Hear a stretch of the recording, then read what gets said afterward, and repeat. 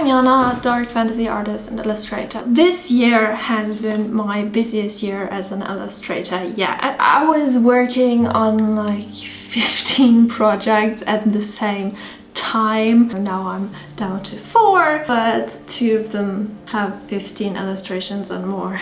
I'm still very busy until the end of the year. It has been a little bit of a challenge to manage it all, but you know, I've been doing this freelance thing for about 10 years now, and you can't help but learn a thing or two about how to deal with really busy times, because they happen. They happen a lot if you're finding some success. And even if you don't, you usually find ways to make your life busy. So over the years, I've tried a bunch of productivity hacks and tried to find the most perfect, best schedule for myself to solve all my problems, right? I've been chasing the unicorn schedule. And what I'm going to share with you today are the 3 ways that I think make the most difference when it comes to meeting all your deadlines without neglecting your health and well-being along the way. Stop trying to maximize productivity and to juice every minute of your schedule for the last bit of productivity. You're not superhuman, you're not. Just accept that there are limits to how much you can do without sacrificing your mental and physical health, and learn how to prioritize instead. Do you need that thing you want to do to actually stay alive? Can you just ignore something for a week or a month or even longer? Can you just reschedule a project? Sure, if you have the money, this might include having somebody come clean for you, or you know, eat takeout all the time, but we don't all have that option, right? So I'm thinking more along the lines of simply not having a clean and tidy flat for a while until you have the time to get some cleaning done again. You have to stop caring about a few things for a while. You have to stop worrying about stuff you don't really need to worry about at that very moment.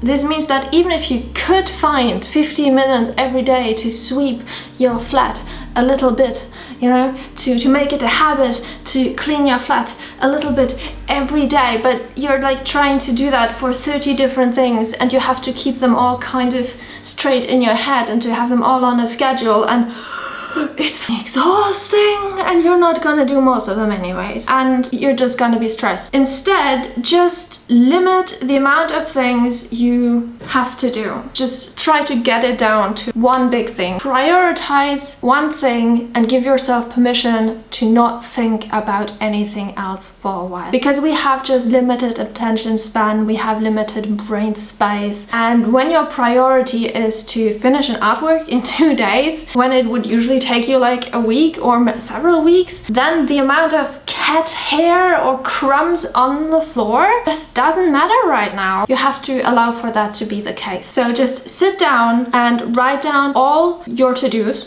all of them, and then pick only the very most important one. And then maybe pick 3 or so runner-ups you are allowed to work on if you have the time. If the first big to-do is done, or if, for example, my to-do right now is making progress on this artwork, but it has to dry, so I'm doing this instead. This is like a runner-up for me. But generally your life should revolve around just one thing until it's done. That's just a pretty simple way to go about it, and I found it's also the best. If you're going through a longer period of busy with lots of projects, but generally more time to tackle any of them, choosing one priority for the day or for the week has proven to be most useful for me. Again, with some runner-ups, and those runner-ups are allowed to be a lot less pressing or even not important for anybody but myself at all. For example, my priority for the day might be to finish the traditional part of a book cover artwork and then scan it. And afterwards, I'm having time to spend on multiple projects that are important to me, but are not time sensitive, so I would usually not prioritize them at all when I have lots of stuff going on. For example, working on this video, or working on personal artwork, working on updating my website, which I'm doing right now very slowly, or doing some renovation or decorating, because I moved into this flat last year and I am not done yet. I think I will never be done. By leaving myself the option to choose whatever run-up I feel most called to in the moment, I'm less likely to feel overall stressed out and will still end up having made a significant amount of progress on each of the projects by the end of the year. So of course, sometimes being really busy means that all my runner-up projects for the time are also just client work, in which case I like combining artworks that are at different stages in the process to add some variety to my day. For example, I do digital painting or sketching on one piece in the morning, and then I do traditional painting on another piece in the afternoon, which is what I'm doing right now, and then I might read a manuscript in the evening. On the other hand, if you're following me on Instagram, you might have noticed that my profile is essentially dead this year, and I used to be pretty active in the past. That's because I've made the decision to just take it off my plate, because right now it's not important enough for me. I don't see getting enough return on investment from keeping my Instagram updated right now. The second point is to make time for things, for activities that energize you. And it might be counterintuitive, because if you're supposed to cut out everything from your schedule and to prioritize on one thing, why would you keep the frivolous bits? Now, I'm not saying you should just do every fun thing you come across, but here's the thing. In my opinion, we shouldn't focus on finding more time to work, but maximize the quality for the work we're doing during the hours we're clocked in. If you neglect sleep, food and exercise, that's not just bad for your health in general. You might also feel more tired during the day, which will make you more likely to be distracted or to procrastinate, apart from lowering the overall quality of your work, which you do not want. Of course, sometimes there's no other way but the button seat method, right?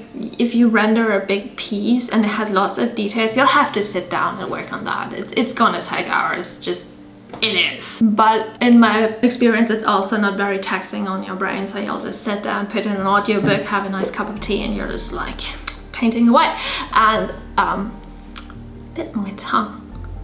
Anyhow, also in my experience, the more time I schedule for work, the more of the time I'll spend procrastinating instead of focusing on my tasks. And even when I did work 10-hour days, I did in the past, it was not fun. I ended up exhausted without willpower by the end of the day, and then I just binged Hemlock Grove until midnight or so. Now, your brain and body will eventually make you take breaks one way or another. You're not meant to focus all day. You're not. Humans are not meant to work like that, like working as in functioning and as in making things. We're not. And the more pressed you are for time, the more important it is to consciously make time for the things that keep you going. You can't make an impossible deadline when you're starved, tired, headachy, and miserable. If our brain and body will seek downtime anyways, the smart thing to do is to just take that into consideration. Don't waste your energy fighting it, plan for it instead. If you know you'll procrastinate for at least an hour, why not make sure you spend that time on something energizing instead? Something that makes you happy, like talking to a friend or going for a walk or reading a book or whatever floats your boat. I don't know what you like doing. Maybe you're really into maybe binge watching Hemlock Grove deep into the night is what is actually going to energize you. I don't know. It's important that you get real with yourself, with what you truly need, you know, what feeds the soul, so to speak. That way you will feel better and will be more likely to be able to focus on your work once you sit down at your desk. Also, remind yourself that we are only capable of 4 to 5 hours of really focused quality work every day. So it should be the goal to get the most out of that time instead of simply trying to work more hours, because you'll just get diminishing returns. Yes, we might only have 4 to 5 super productive brainy hours, but in my business I also have work that doesn't require all that much focus, like writing emails and invoices. So I need to figure out when I am most productive and most creative, and then schedule those hours for creative work, like the work that actually pays the bills. And then I schedule around that time for anything that really doesn't require that much focus. Now, generally, I like to have a digital art or sketching session in the morning and then switch to traditional painting and rendering in the afternoon and have an additional session in the evening. That's because figuring out my sketches and researching reference and all that is more creatively exhausting to me than just painting. I do brain work in the morning and get to just put on an audiobook or so and then paint and draw on paper for the rest of the day, which is most productive for me. So find out when your best times are to do what, and then build the rest of your schedule around those prime work sessions. Another aspect I want to touch on is your work process. This depends a lot on knowing yourself and how you make art, and this will likely develop with time. So if you're a complete beginner, you're probably just figuring out how you make art at all, right? But this is something you'll need to learn over time. I have a very flexible work process. If I have lots of time, I'll take my original painting as far as I can before switching to Photoshop and digital, and then I'll just fiddle around with the artwork until I think it's perfect, right? That's when I have lots of time. Or if I'm pressed for time, I can cut corners everywhere and still deliver a solid to great artwork in a fraction of the time. Why don't I do that always? Because I don't like working that way and it doesn't give the best results. But it still gives me results that are good enough, and there are creative decisions I can make that require me to render every detail, or to leave areas open and textured instead, or I could just, drown them in shadows. And this is actually artistically something you should do anyways, because it's nicer to have a tension between detail-rich areas and very rendered areas and more open textured areas that leave more to the imagination. So that's not just quicker, it's also artistically more interesting. Also, consider what your illustration is for and what the client actually needs. There are jobs that require more or less of a level of polish. If it's going to be printed at this size, maybe you do not need to render everything to death. Sure, you should always do your best work, but I think you should do your best work for the time and the resources you have available to you. If you just have a day, then you have just a day. So make the best of that. Now, there are styles and media that need more or less time. It's just part of the deal. The trick is to simplify and still make it look really, really good, or at least good enough. Don't pitch the most detailed piece to ever detail to a client when you have only a week to finish the piece. And if you do, you better need to know how to get that detail or the illusion of it without having to paint every single thing. And I'm not even talking about, stuff like photo bashing, but just abstraction and textures and clever planning can really be your friend here. Now, I won't go more into depth into this because I don't know how you work. Just let this be a suggestion to make sure you have lots of tools in your metaphorical tool belt that can help you out when you need it. If you only know how to do fully rendered paintings in oil, and there's a place for that, but there are also limits to how much you can get done in a certain amount of time, and you need to accommodate for that in your overall business strategy.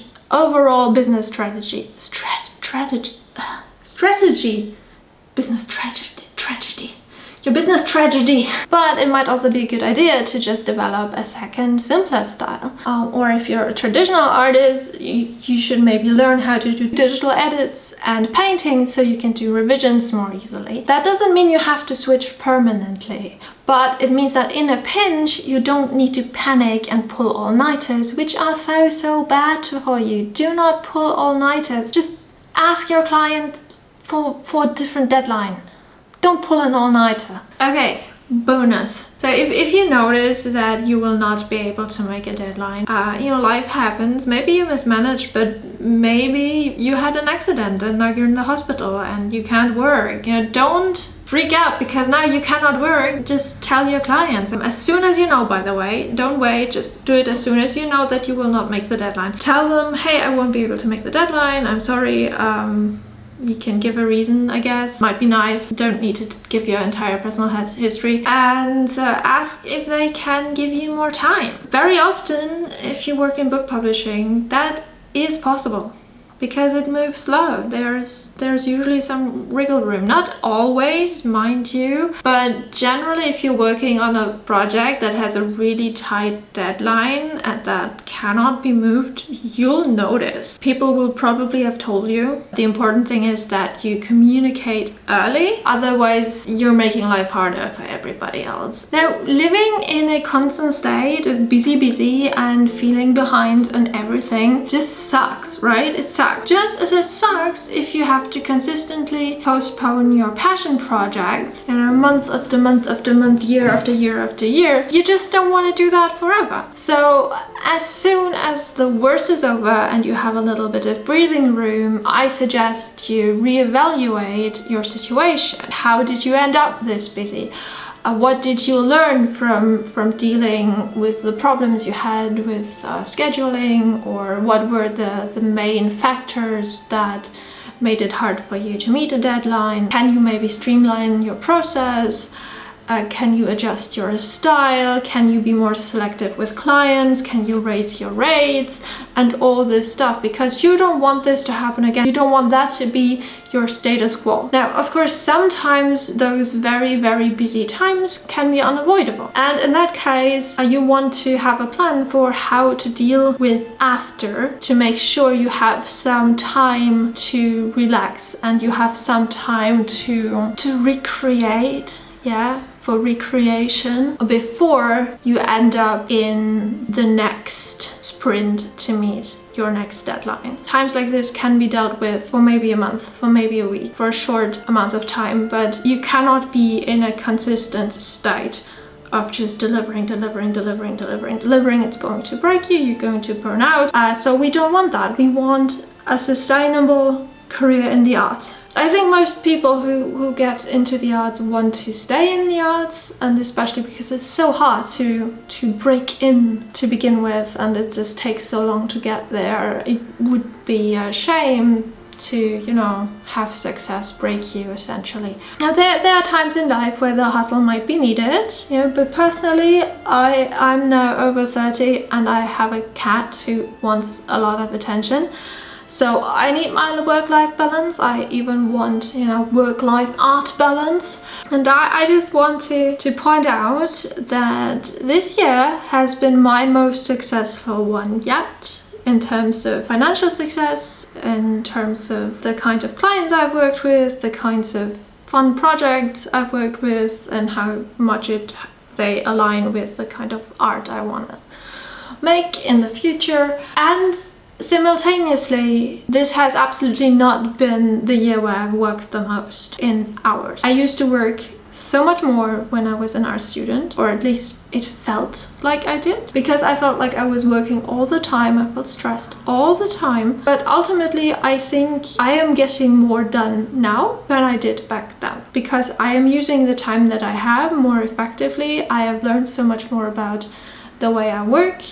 I have learned so much more about how to get the best art out of me. What I want to say is, just working a ton does not equal success. So you shouldn't aim for just working the most time you can work. We all want to have a nice life, I think, ultimately. And just because we are artists doesn't mean we can't have that, or we shouldn't be allowed to have that, or we should just work ourselves to death, I guess. Thank you all for watching, and yeah, I hope you're having a lovely day.